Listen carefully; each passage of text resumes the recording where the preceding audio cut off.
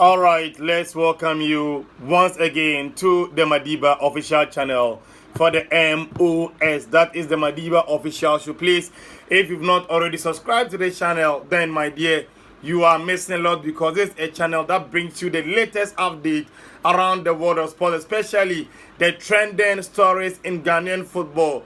And what have you? Do you want the reactions? Do you want the highlights? Do you want to know the league standings and everything concerning the Ghana Premier League? Please, this is your channel. All that you have to do is just to subscribe by clicking on that subscribe button over there. Please, we are waiting. Please, we are waiting. Thank you for subscribing now. Turn on the post notification button over there by clicking on that bell over there for like this and many more. Now, let's delve into today's issues. We start from the camp of the Porcupine Warriors, the defending champions of the Ghana Premier League. Kotoko, they are playing against Accra Grey Olympics over the weekend, and they've already released the mobile money account that they will be using to take out the monies for the virtual seat challenge. And as I said, they will play against Accra Grey Olympics in the week 11 match, and the last match that they played against the Ghana Stars ended in a goalless draw. So this is the game that they will need to win at all costs. So they will release the mobile money number for the virtual seat challenge that you can send in any amount that you so desire, and the number is 0549 768 765842.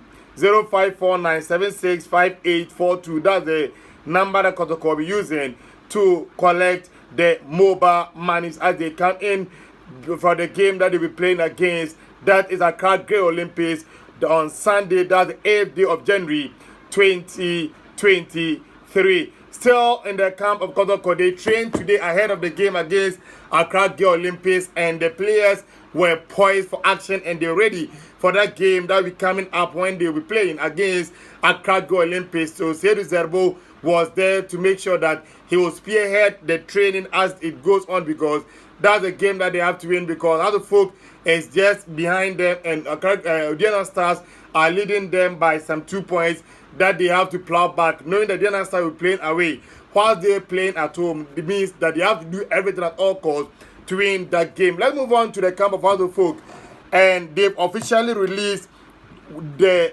defender, or one of the defenders that helped them to defend or to win the Ghana Premier League last two seasons rather, and also defend the FA Cup last season. That is Mohamed Al-Hassan. Mohamed Al-Hassan has officially been released by House of Folk. So right now that I'm talking to you, Mohamed Al-Hassan is a free agent. So any club that's interested in his signature can just contact. Don't forget that last season, a club from Iraq contacted him for a signature, but the club didn't allow him to go. But now they released him, so he's a free agent after 5 years, having joined the club from West African Football Academy, in short, WAFA. We move on to the camp of the Black Stars, and the ex-Ghana coach Kwesi Appiah, in an interview with that is Dan Kweku Yeboah TV on YouTube, so you can join him on his channel to watch the video over there. Is eyeing the Black Stars job once again after leaving the national team in 2020. He is thinking about a return. That's if the head of the FA, that's Okraku, and that is appointment committee members are to give him the mandate or the mantra to spearhead the Black Stars again. He will not hesitate to take over the coaching duty of the Black Stars once again. Still with Kwesi Appiah, the former coach of the Black Stars, who, as I said earlier on, stepped down, or he was fired in 2020 to be replaced by, that is Charles Kwesi Akona, CK Akona, Charles Kobla Akona, sorry. He has made this revelation concerning Kudus Mohammed. Don't forget now, the darling boy of the Black Stars is none other than Kudus Mohammed, who plies his trade in the Dutch Eredivisie for, that is, Ajax Amsterdam. And according to Kwesi Appiah, when he called Kudus Mohammed and some youngsters for the game that Ghana played against South Africa, a game that we eventually won by 2-0, a game that Kudus Mohammed scored in, he said he was on the verge of losing his job if Ghana had lost that game, because he decided to hand a debut to Kudus Mohammed, who had played for under 17 and under 20, but didn't have a lot of experience in the Black Stars. As a matter of fact, that was his first game that he was playing for the Black Stars. So those in charge of the FA thought that it was too soon for him to be handed his debut, but the player went on to prove him right by scoring, and that has been the game that has catapulted Kudus Mohammed into the limelight and where he is in the eyes of the faithful of the Black Stars, and still in the camp of Kwesi Appiah. You know, Kwesi Appiah would have been an AFCON winner if he was able to play in the AFCON 82 that Ghana won in Libya. As a matter of fact, that's the last time that Ghana as a country have won a national trophy. I'm talking about the senior national team level. At that tournament, he was part of the squad that was listed for that tournament that Ghana was to play in Libya. But because injury that he sustained in his debut for Kotoko in the game against Accra Girl Olympics, he was making his debut after moving from Pristina Mine Stars to join Kotoko. And according to his call of Juju, that made him miss the AFCON 82. And that after he did very well for Pristina Mine Stars, which led to him being signed by the Porcupine Warriors, he was advised by his friends that for him to be able to play for Kotoko, he needs to make sure that he fortify himself, because Kotoko is not just a mere club, it's a spiritual club that you need some spiritual backing to be able to play for the club. So as a result, he went on to take the Juju, and after the Malam, as we say in this country, gave him that medicine, he put that Juju in his one of his legs. And one surprising thing is that in the game that they played against Accra Olympics, he got injured in the same leg. That made him miss the AFCON 82. But he went on to become a legend in that 10-year stay for the Porcupine Warriors. He won about 7 league titles for Kotoko, and also he was part of the squad that won Kotoko's last Champions League in Africa. So it tells you the kind of man that he is. He also went on to coach the club from 1995 to 1996. So that according to Coach James Kwesi Appiah Mayele. Move on back into the camp of other folk. And if you quite remember, other folk sacked their coach, that is Samuel Boadu, alongside the assistant manager Hamza Obey, and also Eric Amponsa, who was the goalkeeper's coach by then. And as a result, they were supposed to pay some compensation to those 2 managers or those 3 managers. So Boadu have had his own being paid, leaving that of the assistant coach, that is Hamza Obey, and Eric Amponsa, the goalkeeper's coach, whose monies were yet to be paid. So they took the matter to the player status committee, and the FA enforced that the Rainbow Club should pay the amount of money that the 2 managers were due before the deadline that was to be on the 30th of December. That's some 5 days ago that they were supposed to pay the money. But as of today, the 4th of December, January 2023, they are yet to pay the monies that they were supposed to pay for the 2 managers. And the monies that we are gathering over here is that they were supposed to pay, that is $12,000 a combined fee to both managers, but they are yet to pay. So now the onus is now upon the 2 managers. Take the case back there and let's see what will come out of it. Coach Arnold Walker, Daniel Arnold Walker, is the manager for the Black Galaxies, that's the local Black Stars. They are currently in Algeria preparing for the tournament that will be starting in some 9 days' time. And according to him, he will make sure that you fulfill the heart desires of almost every Ghanaian, because Ghanaians want nothing but the trophy. For Ghana, reaching the final is nothing, because Ghana have played in the grand finale of the CHAN in 2 occasions.